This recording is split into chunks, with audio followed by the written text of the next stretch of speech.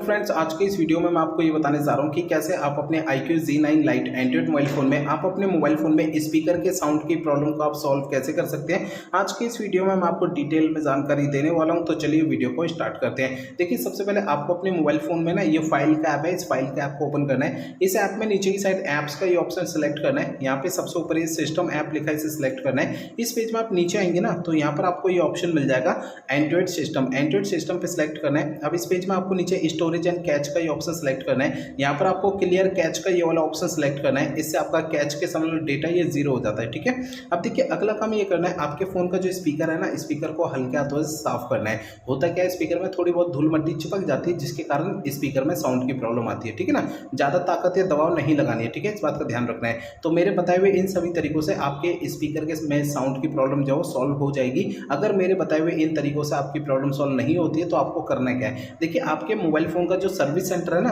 अपने mobile phone के service centre चले जाना है, अपना फोन वहां पे दिखा देना है। ऐसा मैं इसलिए कह रहा हूं, देखिए हो सकता है आपके मोबाइल फोन के हार्डवेयर के अंदर कोई दिक्कत आ गई होगी, जिसके कारण स्पीकर में साउंड की प्रॉब्लम आ रही है। ठीक है।